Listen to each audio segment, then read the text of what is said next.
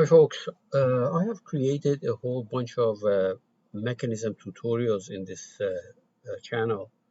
However, I don't recall that I've ever done one which involves a gyroscopic effect. So I would like to do this, but it's going to be done in two separate tutorials. The first one is how to do that with Catia and then make it work as far as the physics is concerned. And then in the second one, I'm going to compare whatever is generated in Catia with an analytical model, which is what you see here on the screen right now. So this is the first one. I found a good example in Eulers, and it's basically showing a disk that's turning at a constant uh, speed, angular speed. And then on it there is this rod which is hinged at in the middle of the sphere, so that it can only move perpendicular to the z-axis that you see here. So basically, I have an object that is rotating in the plane of this disk, and the disk itself is rotating along some other axis. Now, this rod didn't have to be a rod. It could have been a disk, for example, that itself was rotating in that manner. So a disk rotating on a disk that itself is rotating. That's what a gyroscopic motion is, basically. And these are widely used in applications. For example, if you look at a helicopter has rotor which is turning, which is basically a disc that's turning. And then when the helicopter does maneuvers, for example, it goes makes a turn or uh, goes on a non-straight path. Basically, it's making a rotation itself. So think about the helicopter as the big disc. Think about the propeller on the top as the rod, or that bar that you see there. And so that is rotating with respect to the body of the helicopter. A fuselage of the helicopter with itself may be rotating. Here's another example. If you look at the car, there's flywheels, there's lots of other components that are or pulleys that are turning. And then as the car makes a turn, so basically you have a disc that's rotating on a car that itself is rotating about some axis. So that's the gyroscopic motion. The other one is, for example, in ships, to stabilize the ship for minimize the rolling motion, you have a big, gigantic disk inside of the hull of the ship that's turning. So we have a disk here that's rotating about another disk. That other disk is the hull, which itself is making a rolling motion. Now, why is this gyroscopic motion important? Because it bearings that you design must take that into consideration. Okay, because of that gyroscopic effect, uh, the the the, the moments and the forces that are applied at the bearings have to be adjusted. It's more than just the weight of the object that is hanging there, for example. Now, let me quickly remind you where you may have seen something like that. When you took a dynamics course in the second year, or a technical elective course in year 3 or 4, you may have come across this, because we usually don't cover this in our first dynamics classes, but it's usually covered in third and fourth year if people take it as elective. So this is called the Eulers equation of motion. So if you look at this problem, basically we have a rod. We want to find out in this problem we want to find out the moments that are applied at the bearings here to the bar. Okay, to this rotating bar. In order to do that, we write down the equation of motion, which is modified version or the fancy version of Newton's law. Instead of sum of all the forces equal to mass times acceleration, we have sum of all the moments equal to, well, the right-hand side is a bit more complicated, rate of change of angular momentum. Now, we know all these inertial properties based on the geometry of the problem. What we need to find out is these omega x, omega y, omega z, which is the angular velocity of the rod with respect to some fixed coordinate system, and the angular acceleration of the rod with respect to that fixed coordinate system. Okay, this is called Euler's equation. In order for us to find the moment, we need to find the angular velocity of the part that's of interest to us and the angular acceleration of it. And that is not easy to do. In 3 dimension, it is not easy. The second part of the video tutorial will show you the theory behind it.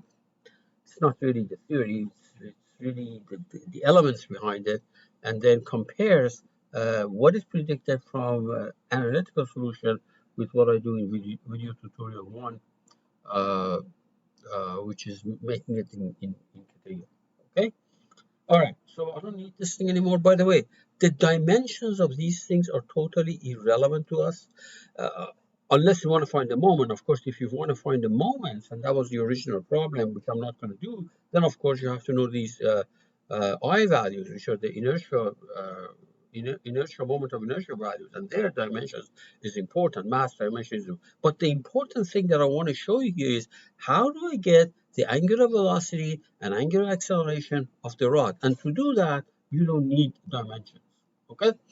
So let me go to show you first of all what I've done in Catia. And I'm going to do this thing from scratch. Okay? So basically, I have 2 parts. I have 3 parts. There is the base down here, which is totally irrelevant. We just want something that this can sit on it. And if don't let it bother you if I make this rod go through that disc, because that is not part of the calculation. It's just that we need some base. So now I have a. Let me see if I can get this thing. I have a rod. Let me get these things out for you. I'm going to make these from scratch, as I said. So where is the move and manipulate that I use regularly? Right there. So let me translate this thing in the direction Y for you. So there is the rod. So there's going to be a revolute joint here between this and that little indentation there, and then there is uh, the the disc, the disc that's turning, and this is just the base. It's totally, uh, you know, uh, irrelevant, but I would like to make it. Okay. All right. So let me cancel this. I'm going to cancel that. It's going to be good if we did this thing from scratch. So let me start with a product file.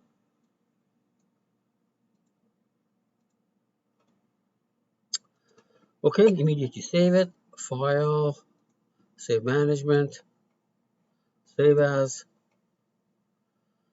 desktop. I'll call it folder. Today is May 3rd, 2020. Okay, which has not been a good year so far. All right, so I'm going to insert a new part in there, and that is going to be the base at the bottom that I'm going to make everything sit on it. So I'm going to rename this thing properties. So we'll call it the base. In fact, I'm going to do it so that visually it's more appealing, because I don't want that rod to go through the base, although it has no bearing on the kinematics of the problem. Okay, so let me make it. The base is just a circle. And in the model that I showed you, I drew a little circle here and then padded it. So instead here, to make sure that the rod as does not go through it for visual effect, what I'm going to do is for the base, I'm going to do something like this.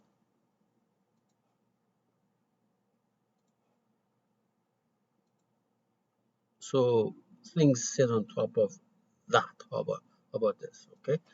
So let me pad it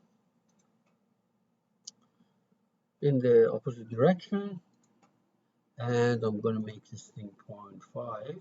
These 0.5 inch. These are totally irrelevant. These numbers are irrelevant. So what I showed you was a little solid disc, but here I'm going to make it hollow, ring like that, and make that turntable sit on top of this guy. Okay. So no problem. Let me see now. We're done with this. So we're going to insert a new part. and I'll call this thing the turntable. How about that? That thing that turns. So properties, I'll call it uh, turntable.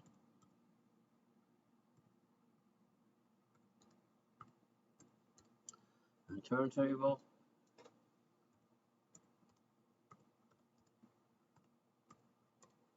Let's make it. So let's go there. On that plane, that's a convenient plane for me. I will sketch. Now, why don't I project that circle? I'm going to project this circle. There we are. And we exit. And we pad it. There's going to be my turntable. That's the one that turns. I'll make this thing I don't know, 0.25 maybe. Looks nicer. There is. I'm going to change the color of that.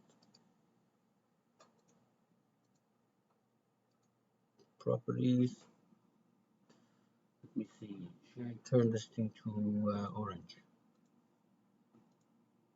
Okay, good. Now I would like to make a pathway here so that the rod, after I make it, goes through it. So the different ways of doing it, it's entirely up to you. But since I want to make it look like what I already showed you, I'm gonna draw on that face. I will sketch.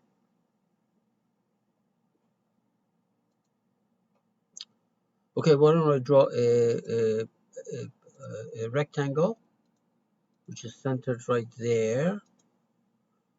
Right there. The rod is gonna go through this. Okay, that's good. Exit. Make a pocket. Uh, yeah, make a pocket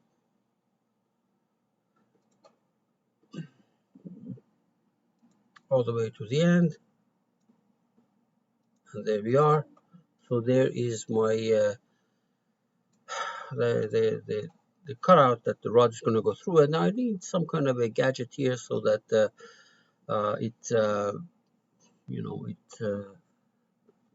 gives you the illusion of having a revolute joint there. So on that horizontal face, on that vertical face, I will sketch. Please, you can do this thing a lot easier without doing any of these fancy stuff. So I'll let you decide because none of these things are absolutely necessary. So I'm going to make a little circle here, right there. Exit. And then we make a pocket. Let me see if I can make a pocket here. Yeah, but I want to go in both directions.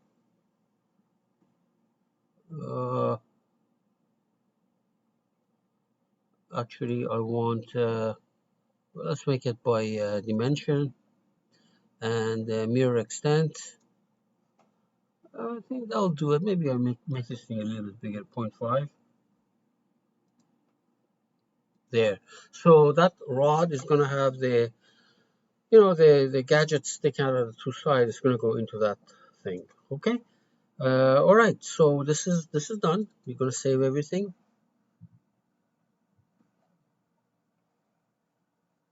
Where's this thing?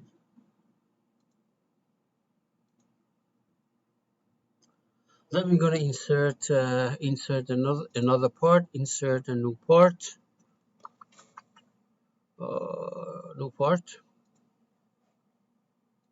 And I'm going to call this thing the bar. Right click properties. I'm going to call this thing bar. That's a turning bar. Okay. How about saying rotating bar? Rotating bar. Rotating bar.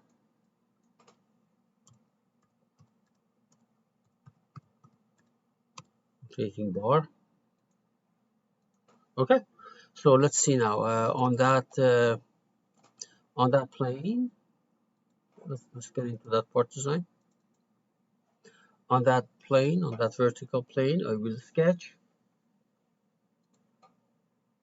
Okay, so my bar is going to go and look like this.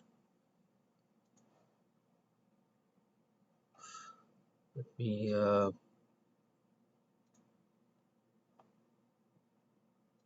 yeah,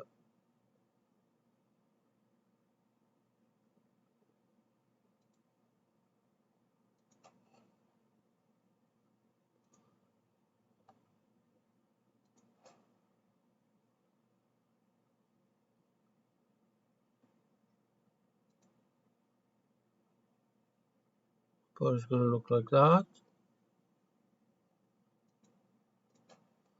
Exit, pad it in both directions by the amount 0.2, 0.1, let's 0.15, let's see how it looks like. Yeah, it's too fat. So let me make this thing, although it works as far as the mechanism is concerned, it's going to work, but it doesn't look very good. Okay, that looks good. Okay, what I like to do is to draw two little cylinders sticking out of these ends, so that we can create the revolute joint for it. So on this plane, I will sketch. Maybe I hide this thing first.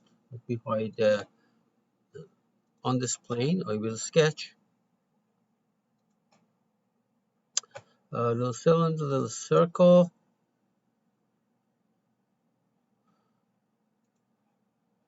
Maybe what I should have done is, instead of this plane, I should have selected the vertical plane, which is exactly in the middle. Sketch. So this vertical, what is that? XZ plane. I will sketch a little circle, something like that. Okay, exit, and then pad it in both directions. Yeah, that's good. So let's bring this guy into the view mode, show mode, right there. All right, and I'm going to change the color of this piece. Right click properties, change the color to, say, I don't know, green maybe. Okay, good. So save everything immediately. Save, save, right there.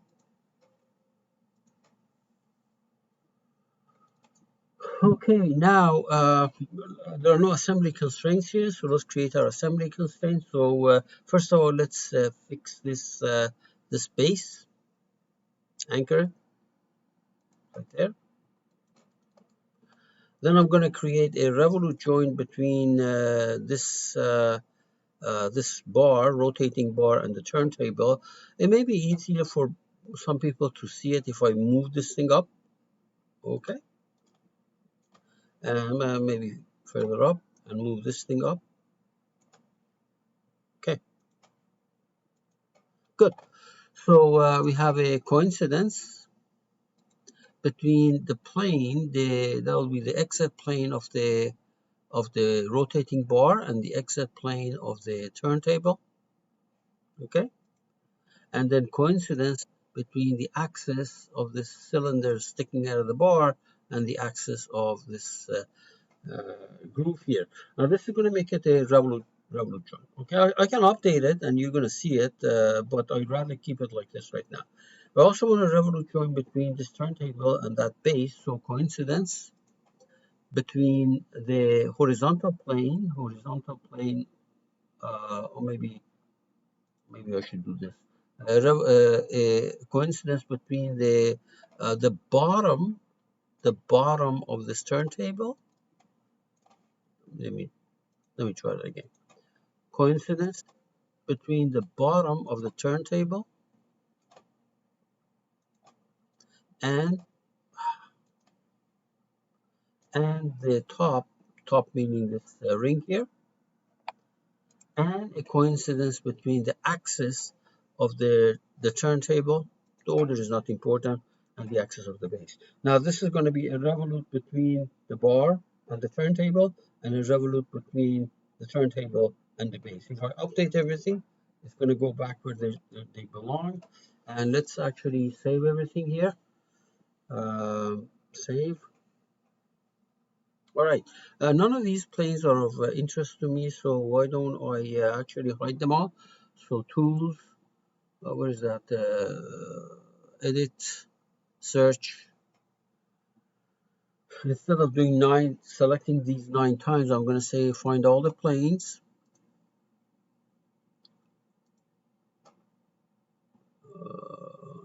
Part design.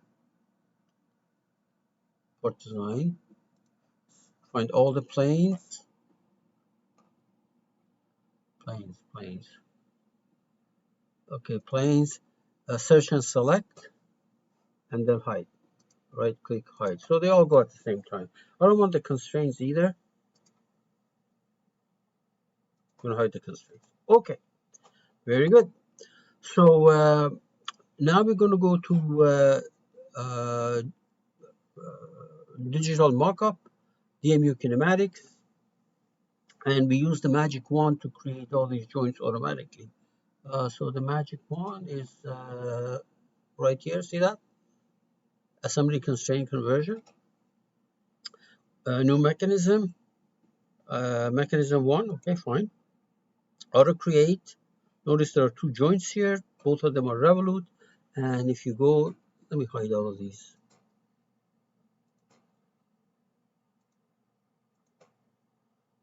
Hide all of these. So go here. 2 degrees of freedom. And they're both going to be revolutes. So we make this thing angle driven.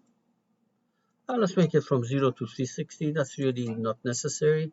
The only thing is that the direction of motion, okay, that's the turntable rotating, okay, that's fine. And this one is also angle driven. We make it 0 to 360. These are not necessary to make, however, and just to show you that it is actually working. The only thing is that I'm not sure whether the direction of motion is, yeah, that's the way I wanted it to be. Okay, fine. So let's get the simulation with command. There's going to be 2 sliding bars here. One of them is for the turntable. The first one is for the turntable. See that? Command 1. This is for the turntable and base. And this one is command 2 is for the rod. You see? Very good. You know what I would like to do? It shows you what they are, so I'm gonna rename this thing. Properties. Okay, so I'm gonna call, instead of command 1, I'm gonna say turntable, because later on when I put the physics into this, I rather know what they're called. And this one is the arm, rotating arm.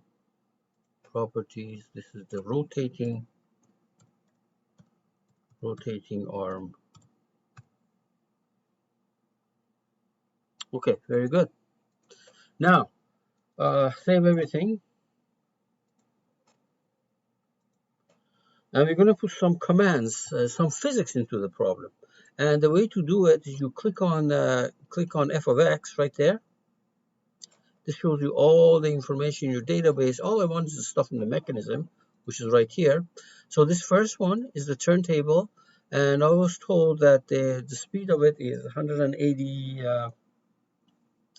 what is that? Turntable 2 radians per second. Okay, so let's go here. So we have this one, add a formula. So here is the angle equal to, this is for the turntable, equal to, you're going to be a bit careful here, 2 equal to degree. Yeah, good. Okay, now let's go to the other one. The formula, we have to do exactly the same thing, except I have to put 6 here, 6 times. What did I do there? So it's going to be, it was 1 radian divided by 1 second. There are other ways of doing this, but I don't want to spend the time on it right now. Times second, and then multiply by 180 degrees divided by 1 second. Hopefully This is what I had before. I think it is. No. Not 1 second. 1 radian. Yeah, very good. Okay, so we say all right, save everything. Okay, so let's go ahead and do simulation with laws. Simulation with laws. Let's make the duration of the simulation, because I've already done this, so I know how long I should be going. Maybe 2 seconds. Okay, 2 seconds. And then we say, what is it that we want to plot? So we go there. Oh, okay. So first of all, let's create some sensors here, because I want to do some plotting. This you can run it around, and it has the physics in it, but you won't be able to see things. So let's go ahead and make some sensors. Let's see now. The name is fine. Reference product is the product that we have over there, the base. Okay. Now we do not. You need to create a point, select a point, but you don't have to use it. In fact, I will select the point, for example, this corner point. But since I want to plot the angular velocity and angular acceleration, the nature of that point is not important as long as it is on that bar. Okay, now what was it? Simulation with loss. I already said 2 seconds. Activate sensor, and what I want here is, uh, for example, I want angular velocity. Let's see now. This one was for the bar, right? This was the angle of the bar. I don't want this. That's fine. I want three things: the x angular acceleration, y angular acceleration, and z angular acceleration. I will come back and redo these for you when I go to the second part of the tutorial, okay? But for now, let's actually select these things, okay, with respect to time. Because in the second video segment, I'm going to do this when I'm going to plot, for example, acceleration versus the angle, okay? Now, don't do anything for weird, just move this thing out of the way, play it.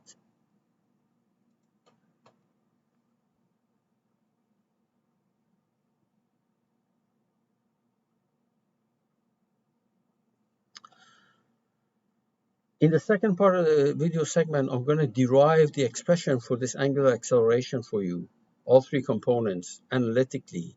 And then we're going to plot it versus not time, but versus the position, angle position, and then do the same thing in Catia and compare the two results. Okay, right now I'm going to be plotting the angular acceleration component versus time, not versus the angular position of the bar. Okay. You can accelerate these things. You can make these things go faster by taking fewer steps or shorter time. But of course, if you're not careful, you get jaggedness in your graph, and you might say, "Oh, this is not what it's supposed to be." That's because you make it go jump too fast. Okay, so 500 is overkill, but that's okay. As soon as I show you the plot, I'm going to stop the video segment, and I'm going to go to the second one.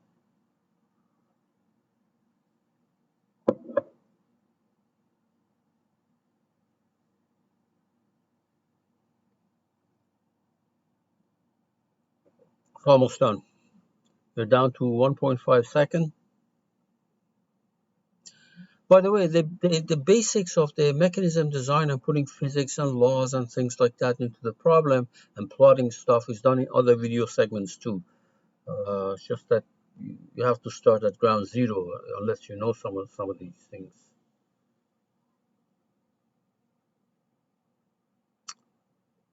Almost 1.7.